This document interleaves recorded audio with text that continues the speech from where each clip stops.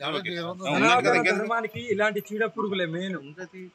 సనాతన ధర్మానికి గౌరవం ఉంది, అన్య మతస్థులు గౌరవించడానికి పోవడానికి కారణం ఇలాంటి వాళ్ళు. నార్మల్గా ఎలా ఉంటాడు వీడు. తెలుగు రాష్ట్రాల్లో ఈ మధ్యకాలంలో ఎక్కువగా వార్తల్లో నిలుస్తున్న వ్యక్తుల్లో మహిళా అఘోరి కూడా ఒకరు. ఒళ్ళంతా బూడిద పూసుకొని మెడలో చేతులకు రుద్రాక్షలు ధరించి I-20 కారులో ఏపీ తెలంగాణలో పలు ప్రాంతాలకు వెళ్లి వివాదాలు సృష్టించింది ఆమె. తాజాగా ఆమె పశ్చిమ గోదావరి జిల్లా తణుకులో ప్రత్యక్షమయ్యారు. తణుకులోని రాజేష్ నాథ్ అఘోరి ఇంటి ముందు ఆమె నిరసన చేపట్టారు. అఘోరి బాబా ముసుగులో రాజేష్ నాథ్ మహిళలపై అఘాయిత్యాలకు పాల్పడుతున్నారని ఆరోపించారు. ఎవరితో ఎలా ఎలా ప్రవర్తించాలనే డీటెయిల్స్ ఉంది, ఎవరెవరు అనేది నా దగ్గర డీటెయిల్స్ ఉంది. ఆడపిల్లలు కాబట్టి వాళ్ళని ఎక్కడ మీడియా ముందు కానీ ఎక్కడ కూడా తేను. అంటే మీరు ఇక్కడ కంప్లైంట్ ఇప్పిస్తా. నిరసన చేయడానికి వచ్చారా? నిరసన కాదు, ఎందుకు చేస్తున్నావు ఇది మార్చుకొని హెచ్చరించడానికి వచ్చా. ఎందుకంటే ఒక గురువు అన్నప్పుడు హెచ్చరించాలి. నేను ఒక గురువు అమ్మనే కాబట్టి తప్పు చేస్తున్నావు, దీన్ని మార్చుకో పద్ధతిని. అంటే ఆయన ఇక్కడ లేరు అంటున్నారు, మరి లేకపోతే మీరు ఇక్కడే ఉంటారా? పోలీస్ కంప్లైంట్ ఎవరు? నేను ఇస్తాను, నేను ఎలా ఇవ్వాలో నేను అలా ఇస్తాను. నేను ఇస్తే మామూలుగా ఉండదు. మీరైతే ఎవరైతే ఆరోపణ చేస్తున్నారో ఆ మనిషి ఇక్కడ లేరు అని వాళ్ళ శిష్యులు అంటున్నారు. ఆయన లేరు కాబట్టి మీరు భయపడి దాక్కున్నాడా? దొంగ కాబట్టి దాక్కున్నాడు, అంతే కదా. దొంగ కాబట్టినే దాక్కున్నాడు. అంటే మీరు గతంలో కూడా మా గురువు గారు అన్నారు కదా, మరి మాకు గారు అనలేదు. ఓకేనా, గురువు గారు ఆయన బట్ట కడతా ఇటు రామ్మానికి బట్ట కడతా అంటే పోయినా. ఎందుకంటే ఒక గురువు అని వెళ్ళాము, అదే ఒక గురువుకి ఇచ్చే వాల్యూ అది. మేము అంటే మీ దగ్గర పక్కా ఆధారాలు ఉన్నాయి? పక్కా కాదు, పక్కా ఆధారాలు ఉన్నాయి. ఓకేనా, ఆధారాలు ఏంది నేను మాట్లాడను. ఆధారాలు లేకపోతే ఇదే కారులో ఇక్కడ నేను దహనం అయిపోతా. ఓకేనా, ఇదే కారులో ఇప్పుడే మీరు చూస్తుండగానే ఆధారాలు లేకపోతే చూపిస్తాను, చూడండి ఆధారాలు. నేను ప్రశ్నించడానికే కదా వచ్చింది, నాకు ఏదో ఒకటి చెప్పమానండి, నేను మార్చుకుంటా ఇలా చేయనని.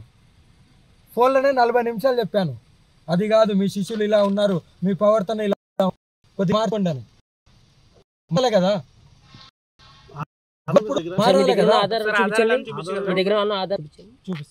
తన వద్దకు వచ్చిన మహిళా భక్తులను వంచి శారీరకంగా వాడుకున్నాడని అఘోరి మాత సంచలన ఆరోపణలు చేశారు. కొంతమంది మహిళలు తనకు ఫిర్యాదు చేశారని, అందుకే రాజేష్ నాథ్ అఘోరి అంత చూడ్డానికి వచ్చానని చెప్పారు. ఈ మేరకు రాజేష్ నాథ్ ఇంటి ముందే ఆమె మీడియాతో మాట్లాడారు. రాజేష్ నాథ్ ను వదిలిపెట్టనని, అతనిపై పోలీసులకు ఫిర్యాదు చేస్తానని ఆమె వెల్లడించారు. రాజేష్ నాథ్ గురువు అని ముసుగులో ఉన్న ఈ దొంగ ఎవరైతే ఉన్నారో చాలామంది ఆడపిల్లల్ని అనుభవించి చాలామంది దగ్గరికి వెళ్ళి లక్షల కోట్లు తీసుకొని ఇలా అనుభవిస్తుండు. కాబట్టి నా దగ్గరికి ఆడపిల్లలు వచ్చి నాకు న్యాయం చేయండి అని రోధించారు. కాబట్టి విత్ ప్రూఫ్తో సహా నేను ఇక్కడికి వచ్చి వీడిని ప్రశ్నించడానికి వచ్చాను. ఇంట్లో ఉండి కూడా నేను లేను అని చెప్పుకుంటుండు. దొంగ కాబట్టి ఇంట్లో ఉండి నేను లేను అని చెప్పుకుంటుండు. నాన్న బహిరంగంగా చెప్పలేము కదా, శీలం పోయిందంటే అర్థం చేసుకోండి.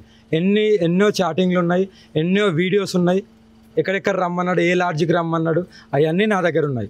ఊరికే మాట్లాడను ఇంత బహిరంగంగా. ఒకరి మీద ఎలిగేషన్ చేయాలంటే ఏదో ఒకటి ఉండాలి, అది ఉంటేనే చేస్తున్నాను. ఊర్లో వద్దునా నేను తీసుకొస్తాను, నేను కంప్లీట్ ఆంధ్రలోనే తెలంగాణనే అన్ని. ఓకేనా, గతంలో ఎవరి దగ్గరికి మీరు వచ్చి పాదర్శకం, మరి ఇప్పుడు ఈ ఆరోపణ. నేను గురువు అనే పేరుకు వాల్యూ ఇస్తాను, ఇలాంటి చెత్తనా కొడుకులకు కాదు. గురువు అనే వాళ్ళకు మాత్రమే వాల్యూ ఇస్తాను. గురువు అయినా సరే తప్పు చేస్తే ఖండిస్తాను, శిక్షిస్తాను కూడా, ప్రశ్నిస్తాను కూడా. అందుకే వీడిని కూడా ప్రశ్నించడానికి వచ్చిన. దయచేసి ప్రజలు ఇలాంటి దొంగ బాబాలను నమ్మద్దు, వీళ్ళ దగ్గరికి రావద్దు, వీళ్ళని నమ్మద్దు. వీనికి ఏ శక్తులు లేవు, ఏమీ లేవు.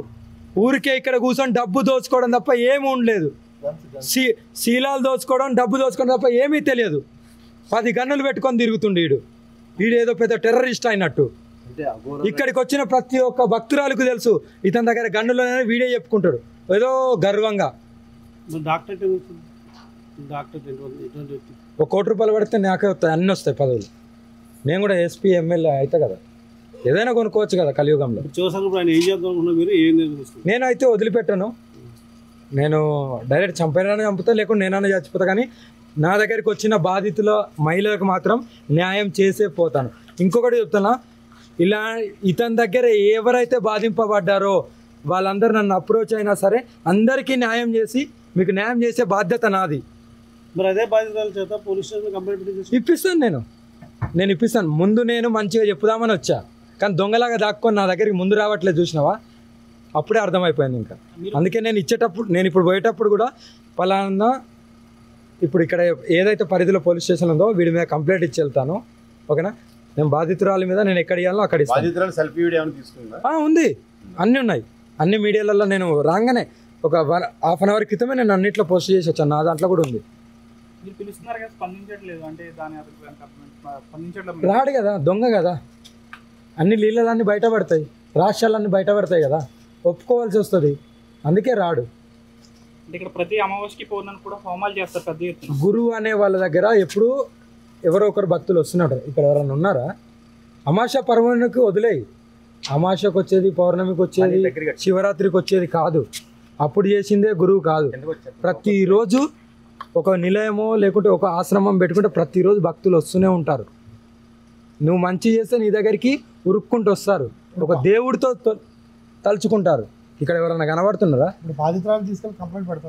100% పెడతాను, నేను పెడతాను. ఇక్కడ ఈ పరిధిలో పెట్టి నేను ఇక్కడికి వెళ్ళి బయలుదేరుతాను, ఎందుకంటే ఈ ఊరికి వదిలిపెట్టను. 100% నేను రేపటి నెలలోనైనా మళ్ళీ వస్తాను, మళ్ళీ వచ్చి నేను బాధితురాలతోనే వస్తాను, ఆమెతో కూడా నేను ఇక్కడ హెచ్చరిపిస్తాను, అన్నీ చేస్తాను.